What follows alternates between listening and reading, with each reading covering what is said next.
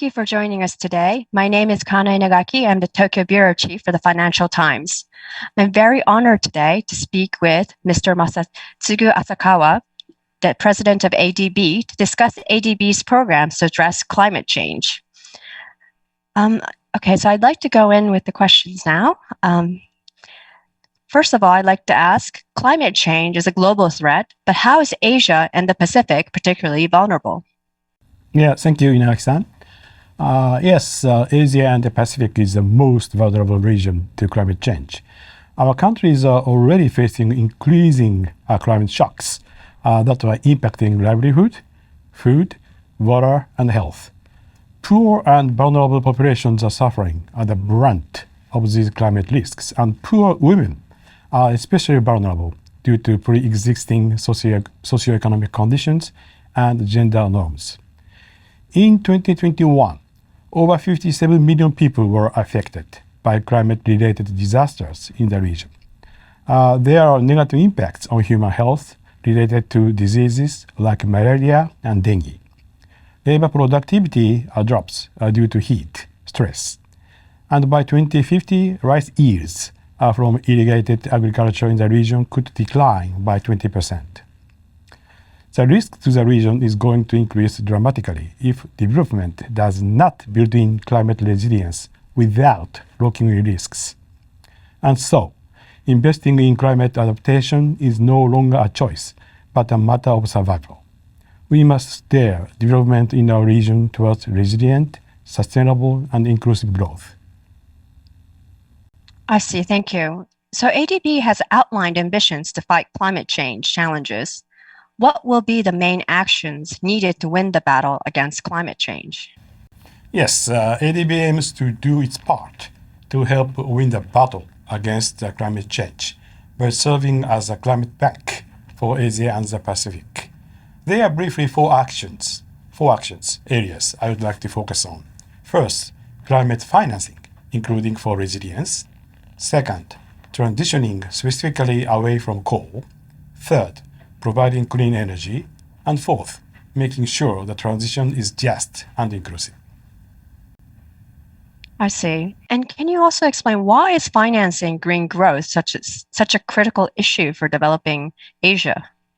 Financing green growth is critical for Asia and the Pacific because the region accounts for over 50% of global greenhouse emissions. This is an uncomfortable truth that we must address through smart investments in low-carbon development. But we should see financing green growth as an opportunity to continue to advance development and reduce poverty.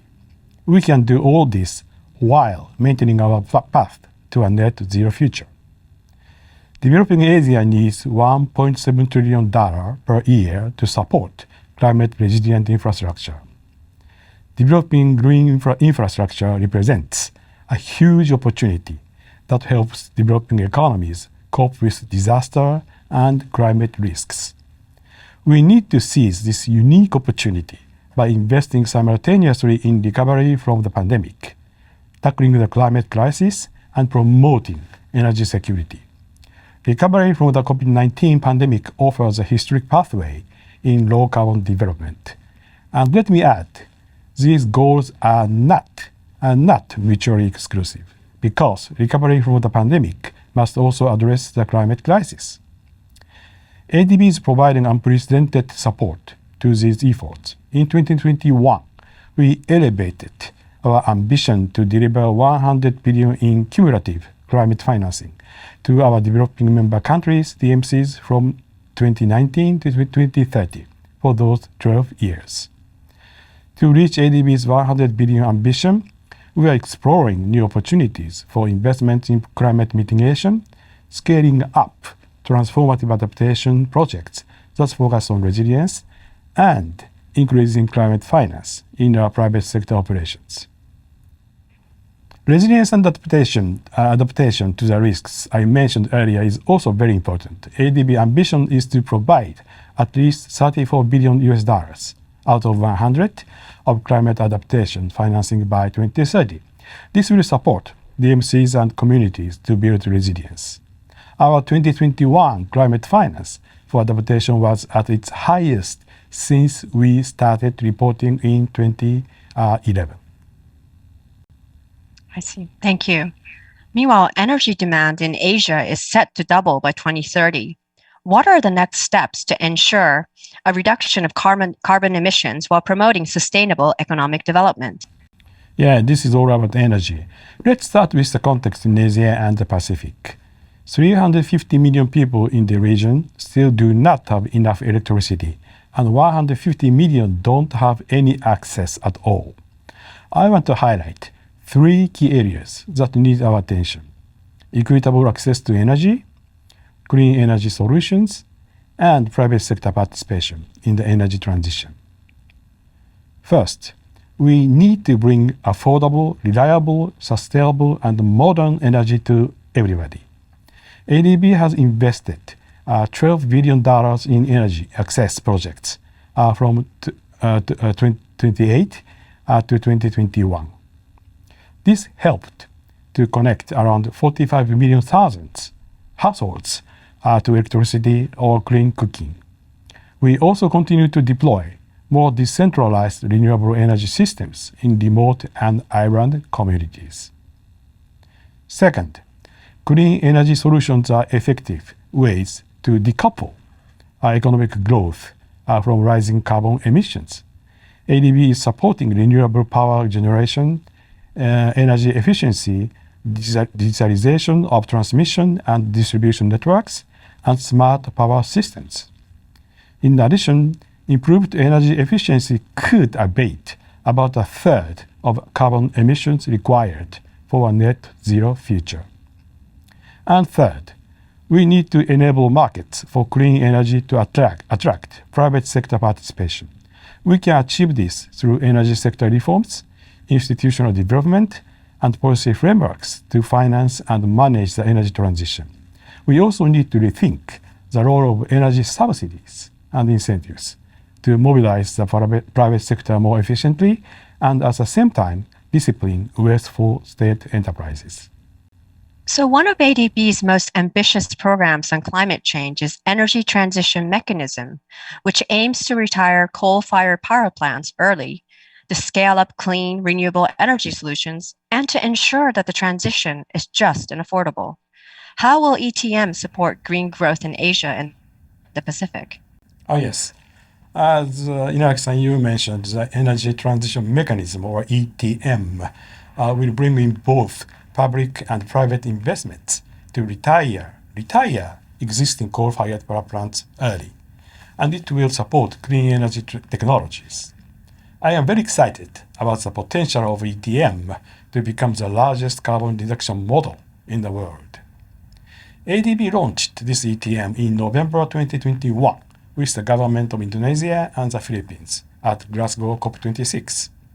The governments of the US, UK, Japan, and Denmark are joining this effort alongside stakeholders from the private sector and philanthropic foundations. This model is crucial to carbon reduction because, as I said earlier, Asia and the Pacific accounts for over 50% of global greenhouse gas emissions. Legacy coal-fired power plants constitute the single largest source of greenhouse gas emissions from human activity. The Asia region has many existing coal-fired power plants, which are relatively young, meaning 20 years or less, and 90% of the world's young coal-fired power plants are said to be here in Asia. The challenge to retiring these coal power plants is that market forces in the Asia-Pacific energy sector makes it difficult for renewable energy to gain a foothold. Many coal-fired power plants are locked in by long-term contracts, and they limit space for renewables. ETM will provide the intervention that is needed to crowd in renewable energy investment. ETM will create jobs in renewables and provide the sustainable energy needed for economic growth. It will support green growth while helping countries to meet their climate goals. So much of ADB's work on climate change needs to weigh a so-called just transition that ensure the benefits are shared equally and workers and communities aren't left behind. What is ADB doing to ensure this just transition for the Asia-Pacific region? Yes, when thinking about the low carbon transition, we know that some individuals, women, vulnerables, communities, and regions will be adversely affected. We need to ensure that no one is left behind, and we need to make sure that both the costs and benefits of the transition are fairly distributed. ADB will play a key role in enabling DMCs to make a just transition. Because the transition will be a complex process, ADB is adopting a collaborative, economy-wide approach as we support our DMCs to make a just transition. ADB has undertaken research and consultation with selected DMCs to better understand just transition issues, challenges, and opportunities. These discussions will guide ADB's approach on just transition and ADB's future engagement with our DMCs. ADB is mobilizing resources to establish a just transition platform that support DMCs as they deploy the climate finance mechanisms that ADB and our partners are making available. We also incorporating just transition principles into our ADB policies and programs. For example, our new energy policy, which we adopted last year, commits ADB to supporting a just transition for all people in the affected communities. We are also integrating just transition in our energy transition mechanism, ETM, which we just discussed. We are also working with other development partners. We have joined with other multilateral development banks to commit to 5 high-level principles, which will serve as our guiding framework as we support a just transition. Okay. And how can a green transition help to elevate people from extreme poverty? Yes, poverty issue. A green transition needs to help the poorest and most vulnerable, and ADB is committed to making this happen. A green transition requires investment in human capital, social protection, and gender equality. This includes strengthening social protection systems because the transition will inevitably pose challenges to existing livelihood, required skills, and jobs. This investment will strengthen resilience, particularly for the poor and the vulnerable who are most at risk. The job creation potential of the transition is enormous, but it needs to be well planned and implemented. ADB is actively engaged across the region in developing programs and strategies to support labor market recovery and the transition to green economies. In a regional policy research study on green skills and green jobs, ADB recommended that policymakers promote green skills through generic content at all education levels. ADB projects are addressing sustainability skills and skills for green economies in India, PRC, and Indonesia. We must also address challenges that women face to participate in green jobs. This includes a lack of training in the field of science, technology, engineering, and mathematics, called STEM. The challenges also include dated perceptions of gender roles, discrimination in pay, and the glass ceiling for managerial positions.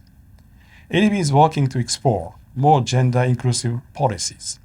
These will support more women participation in the green transition. And ADB will provide greater support for women through mentorship and training. ADB has also been working on demonstration projects on green jobs for women. This includes climate-resilient construction in Fiji and agriculture-based skills in Mongolia. We are also preparing a study on green jobs for women in Mongolia, Lao PDR, and Fiji.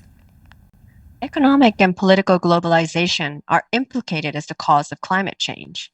What threats and challenges are you seeing now in terms of globalization? Oh yes, talking of globalization, future of globalization.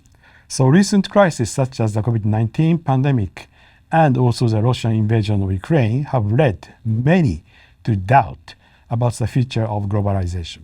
But I do believe that globalization will persist, albeit in a new shape. Rather than deglobalize and disconnect, we must deepen global cooperation and integration. This is how we will tackle the transitional challenges and steer a path for globalization towards a more inclusive, resilient, and sustainable future. It is very important to realize that globalization has benefited Asia and the Pacific. It has lifted hundreds of millions of people out of poverty. Open trade and investment have been key to rapid industrialization and strong job growth, having delivered on sustained poverty reduction and prosperity. And they have brought new skills and innovations. The challenges we face are increasingly complex and interconnected. These include climate change, economic crisis, and widening inequality in income, education, and healthcare. It is crucial that we build a new consensus on globalization. This will require incorporating new principles into our international relations, trade policies, and regulations. For example, the new globalization needs to expand inclusiveness. Inclusive trade and growth are more important than ever. Trade is an important engine of growth and innovation. And when growth is strong, countries can invest in public goods like better healthcare and education. Those are key building blocks of inclusive societies. I want to point out that small and medium-sized businesses make up the bulk of many Asian economies. These firms were hit very hard by COVID-19. We need to find ways for small businesses to better integrate into regional and global supply chains so that they can benefit from globalization. The new globalization also needs to build resilience. The supply chains of Asia and the Pacific showed resilience during the pandemic, and they helped deliver life-saving protective equipment and vaccines. Rather than fragmenting into trading blocks, we should broaden and diversify the supply chain network. This will make them more green, robust, inclusive, and transparent. Digital trade solutions and digital supply chain management can also offer greater efficiency and agility in global trade. Digitalization can achieve this through simpler and more resilient trade processes. And finally, the new globalization should contribute to sustainable growth and development. It can help advance and broaden green technologies and environmentally sound practices. And it can also limit the negative effects of past trade practices by instituting new laws, standards, and regulations. Thank you. I would have loved to ask a few more questions, but it does look like we're running out of time. Thank you so much again, Mr. Asakawa, for this very interesting discussion today. Thank you, Inagaki-san.